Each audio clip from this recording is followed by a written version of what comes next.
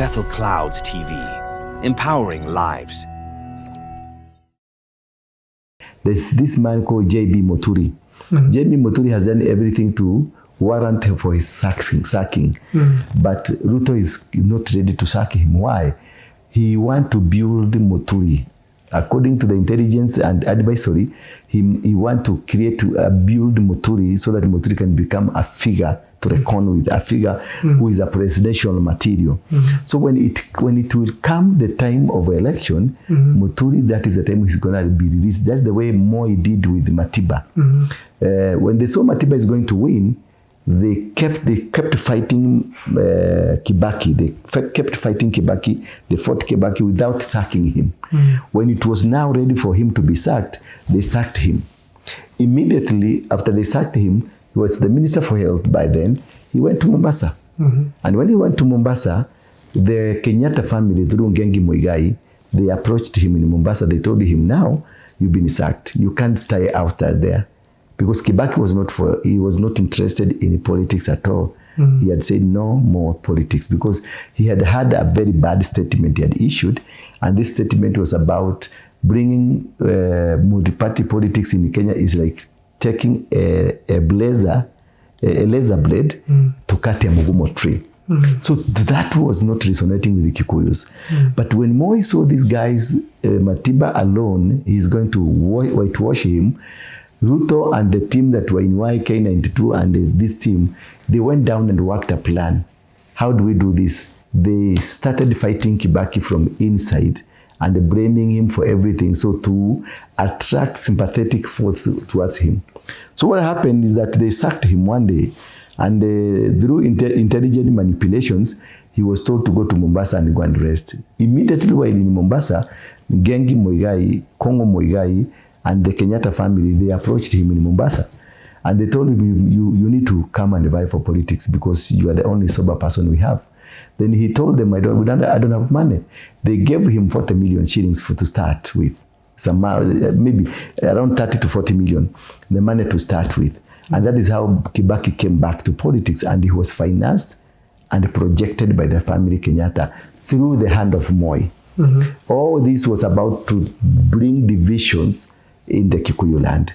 So that Matiba was from Kiambu and Murang'a, and Kibaki was from Nyeri. And so the people from Meru and the people from Nyeri and the Embu voted for Kibaki. People from Kiambu, Nyandarua and the Murang'a voted for Matiba. Matiba had about 1.9 million votes, and the Kibaki had 1.5 million votes. Moi had Matiba had 1.5, Kibaki had 1.2, Moi had 1.6. So he won easily by subdividing them. So JB MUTURI is being built without his knowledge. He's being built so that he will come up as a man to beat us. Well, they are going to make sure that Gachagua is in the ballot box. Are you getting me now? They're going to remove the challenges from the court to make sure Gachagua is in the ballot box. So this vote that Kikuyus wanalinga nayo, kusema sisi tuko na 5 million votes, izipasuliwe mara mbili. Ziende kwa Gachagua, they don't need it. Ziende kwa Gachagua na zingine ziende kwa MUTURI, na they can also create another one na hiyo mwingine achukue. Now RUTO, that's why I say RUTO is much into the Western province, Coast province, Northeastern province. Those are where he's now getting his votes from, and also getting from the refugees. You know, they have started registering refugees in Kakuma and in other refugee camp. They are being given the ID camp. They are targeting the 3 million in the refugee so that they will vote for RUTO. That is why when RUTO was coming out in Nairobi, where did he start from? He started from Isli, because already that was an easy catch. They are excited, they are happy. Finally, they are going to get easy ID cards, so they'll be called Kenyans because by virtue of being productive for the vote. So those are the gimmicks and the plans that the RUTO camp is planning. Meanwhile, there is the other camp of Raila camp with the Uhuru camp, because Raila is an Uhuru camp. Raila, they are planning a coup. Already they have done the coup from inside. And that's why I told you, when you see, is it you last time before the AEC? AUC. Did we meet after? Before and after. And I told you, Raila will pretend that now he is happy with Ruto because they want to get inside and they bamoa him from inside, take everything. Right now, Ruto is just a shell. They have taken everything. All the ministries that are strong, the PSS that are strong, the management of the country, is Ruto is Raila who's being called for. Number two, why do we have a lot of heckling and a lot of crime behind Ruto's entourage? It is one way of the 48 rules of power. That book that I hope you've read it. Yeah. The 48 rules of power is make that person vulnerable as much as you can, as much as he can. So what they have decided is to make sure wherever they are, because it's Acc No who are organizing the trips for Ruto. The Aladuas and Acc No, these are the people in the diehards of Raila Odinga. They are people in a mission. You see, Raila has subdivided his team into two. There is the Wafula axis and Junet Mohammed axis. Wafula is continuously hammering Ruto government and hammering the pact, but he's still the SG. Sifuna, yeah. He's still the SG. He's fighting hard, compressing hard and fighting Ruto and everything they are doing.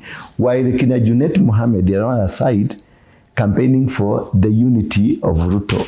You see now the kind of warfare waged against Ruto is there is a team like it's against him and there's a team that is for him. Now, as they progress, because when you keep your enemy at bay and keep your enemy so busy, it becomes vulnerable. So Ruto has become so vulnerable. You saw the other day, there is this politician who says that they are the one who are given money with the Sudi to take with a chopper to Bondo. A huge sum of money. Why are we taking money to Bondo?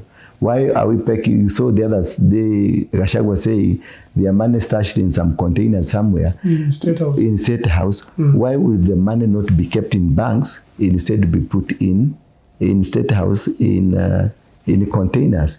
Because there is a huge preparation of many things that are happening. So what is happening around? There are also mafiosos. Mafiosos, these are the people who will want a chaotic presidency so that they can continue eating. So there are people who are benefiting in the Raila camp. When they push Raila to be in the government, they are reaping, they are getting their money. There are people in Ruto camp who never want Ruto to be stable, because they are asking for money to do this, money to do this, money to do this. So these are the cartels. The government of Kenya is now under the hands of the cartels from both Raila and both Ruto. But now the cartel from both Raila, they have a mission. But the cartel from the mission is to overthrow the government by the whatever they are doing to usurp the government from inside and control it.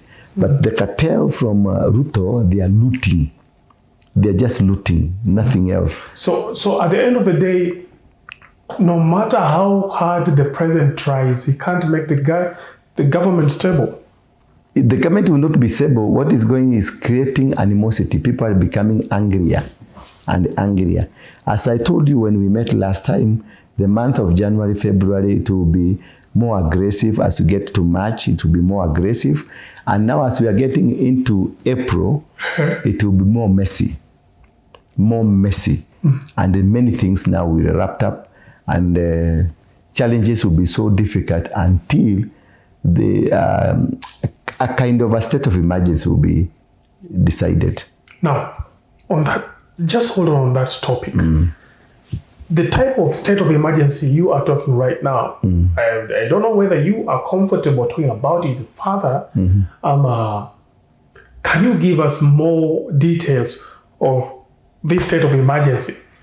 Who's going to be running it? who's going to be handling all these matters and who's going to ignite it? When Ruto will discover that he was hoodwinked by Raila and he's not now capable of running anything, he will deliberately cause some situations that will warrant him to make some declarations so that he can remove Raila from the government, because it will be so difficult for him now, because Raila will start by, as we get into the next week, Raila will be more visible in the government, controlling, and as they want to implement the ruling of the court that Wetangula did not do it right, by when he was declared that the Azimio is not the majority, they want to punish him.